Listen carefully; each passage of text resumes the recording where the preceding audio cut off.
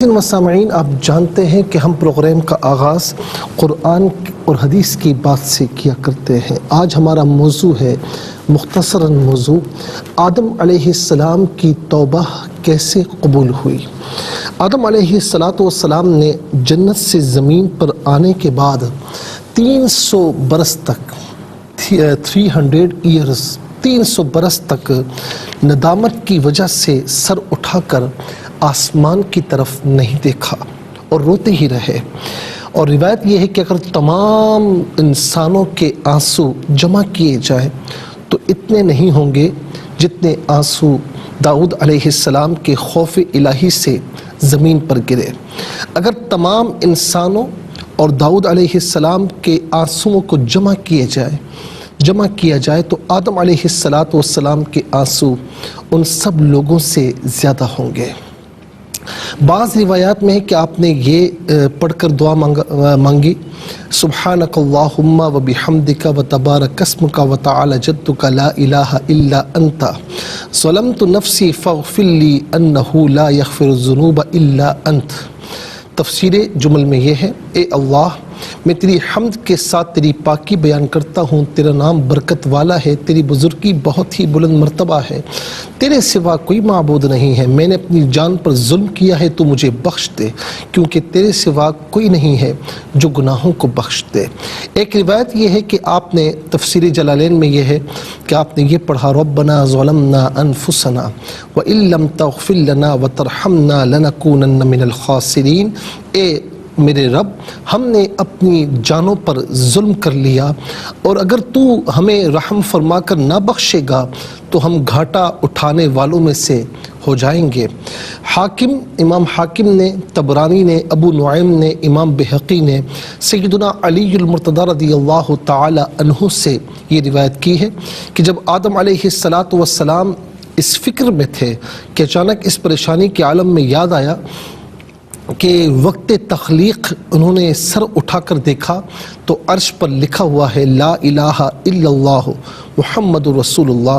تو اسی وقت کہتے ہیں میں نے سمجھ لیا تھا کہ بارگاہ الہی میں وہ مرتبہ کسی اور کو میسر نہیں جو محمد صلی اللہ علیہ وسلم کو حاصل ہے، کہ اللہ رب العالمین نے ان کا نام اپنے نام اقدس کے ساتھ ملا کر عرش پر مکتوب فرمایا، یعنی لکھا ہوا ہے۔ لہٰذا آپ نے اپنی دعائیں ربنا ظلمنا انفسنا کے ساتھ یہ عرض کیا کہ اسألک بحق محمد صلی اللہ علیہ وسلم ان تغفر لی۔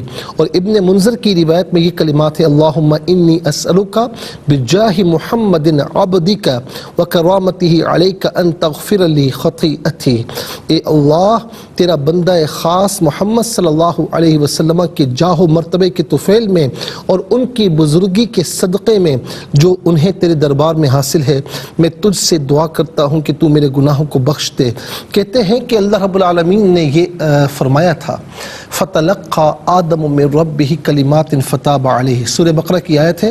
پھر سیکھ لی آدم نے اپنے رب سے کچھ کلمات تو اللہ رب العالمین نے ان کی توبہ قبول فرمائی، بے شک اللہ بہت توبہ قبول کرنے والا مہربان ہے۔ تو جب یہ ان الفاظوں کے ساتھ ظاہر تلقین وہاں سے آئی تو ان الفاظوں کے ساتھ محمد صلی اللہ علیہ وسلم کے وسیلے کے ساتھ جب دعا مانگی تو پوچھا کیف عرفت محمدن یا آدم، اے آدم یہ تو بتا تو نے محمد کو کیسے پہچانا؟ تو عرض کرتے ہیں کہ مولا جب تو نے تخلیق کی تھی میری آنکھیں کھلی تھی تو عرش پر تیرے نام کے ساتھ اس نام کو دیکھا جو لکھا ہوا تھا، میں نے جان لیا کہ جو ان کو مرتبہ میسر ہے وہ کسی اور کو نہیں، اس لیے ان کے وسیلے سے دعا مانگی۔ تو اللہ رب العالمین نے جواباً فرمایا کہ اے آدم تو نے سچ کہا، اور پھر توبہ قبول ہو گئی۔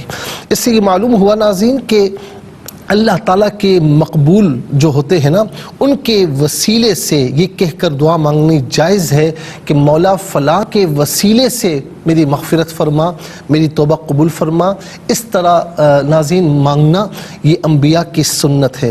آدم علیہ السلام کی توبہ 10ویں محرم کو قبول ہوئی۔ جنت سے نکلتے وقت دوسری نعمتوں کے ساتھ عربی زبان بھی آپ کو بھلا دی گئی تھی، بجائے اس کے سریانی زبان آپ کی زبان پر جاری کر دی گئی تھی، مگر قبول ہونے کے بعد عربی زبان بھی آپ کو عطا فرمائی گئی۔ اور ناظرین یاد رکھیں کہ آدم علیہ السلام کی خطا اجتہادی تھی۔ اجتہادی خطا جو ہے گناہ نہیں ہوتی، معصیت نہیں ہوتی، اس لیے جو شخص آدم علیہ السلام کو معاذ اللہ عاصی کہے گا یا ظالم کہے گا تو وہ نبی کی توہین کرے گا، اور نبی کی توہین کرنے والا دائرہ اسلام میں نہیں رہتا۔ اللہ رب العالمین مالک و مولا ہے، وہ اپنے بندے خاص آدم علیہ السلام کو جو چاہے فرمائے، اس میں ان کی عزت ہے، دوسرے کی کوئی مجال نہیں کہ خلاف ادب کوئی لفظ اپنی زبان پر لائے۔ ناظرین و سامعین یہ یاد رکھیں کہ وسیلہ ہم جو وسیلہ مانگتے ہیں نا، وسیلے کے ساتھ دعا کرتے ہیں، اس کی وجہ یہ ہے کہ مولا ہم تو گناہ گار ہیں، تو اپنے پیاروں کے صدقے میں ہماری مغفرت فرما۔ لیکن یاد رکھنا کہ اب مانگنا اللہ تعالیٰ سے ہوتا ہے، اللہ رب العالمین کی بارگاہ سے ہی مانگنا ہوتا ہے، وسیلہ محبوبوں کا ہوتا ہے تو وہ دعا رد نہیں فرماتا۔